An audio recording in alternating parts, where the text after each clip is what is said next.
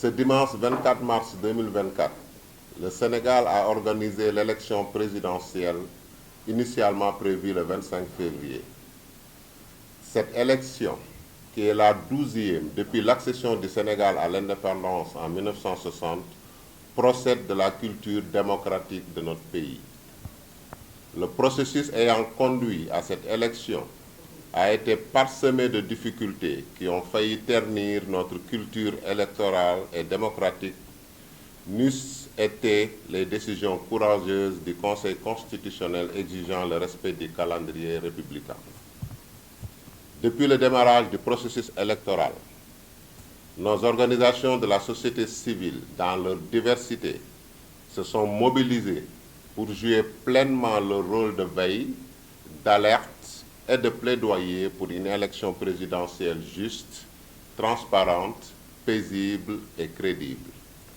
À cet effet, aussi bien dans la phase préélectorale que pendant le jour du scrutin, elles ont été sur le terrain pour veiller au respect des règles et à la sincérité du processus à travers différentes plateformes. Dans la phase préélectorale, pour faire face à la décision du président de la République de reporter l'élection présidentielle à une date ultérieure, nos organisations de la société civile se sont mobilisées de manière spontanée à travers l'initiative Aar Sunu Élection pour s'opposer à toute confiscation du droit de vote des citoyens et pour exiger le respect du calendrier électoral. Les plateformes de la société civile ont déployé près de 2000 observateurs de court et de long terme sur l'ensemble du territoire national avec un taux de couverture des bureaux de vote très significatif. Ceci a permis de faire le monitoring du processus électoral afin d'en garantir la transparence à tous les niveaux.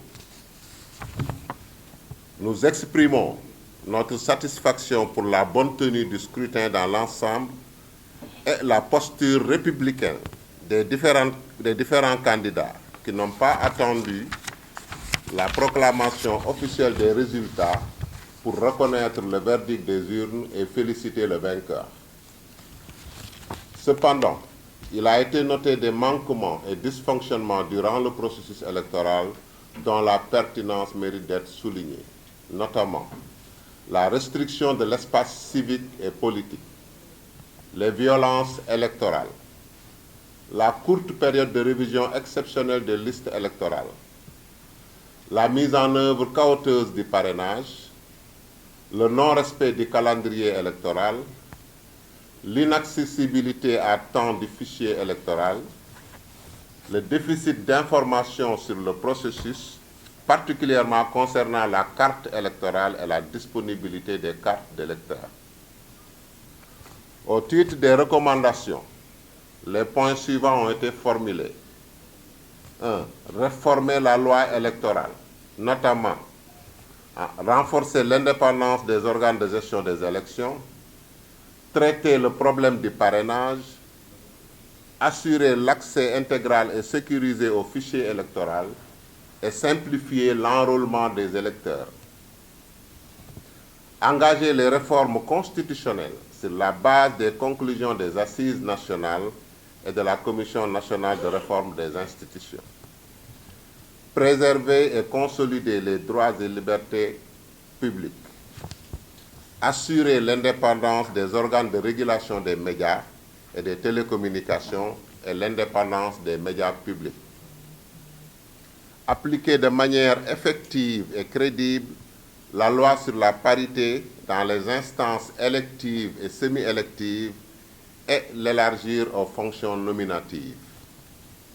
Respecter les engagements internationaux et régionaux en faveur de l'équité, de l'égalité et de la protection contre les discriminations et les violences.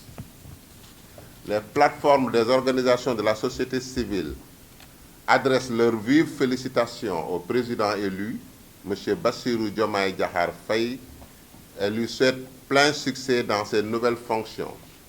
Elle l'exhorte à s'atteler à la sauvegarde de la démocratie et de l'état de droit, au renforcement de nos institutions, à la préservation de la paix, à la consolidation de l'esprit de dialogue et de solidarité, tout en lui rappelant son engagement de mettre en œuvre le pacte de bonne gouvernance qu'il a lui-même signé.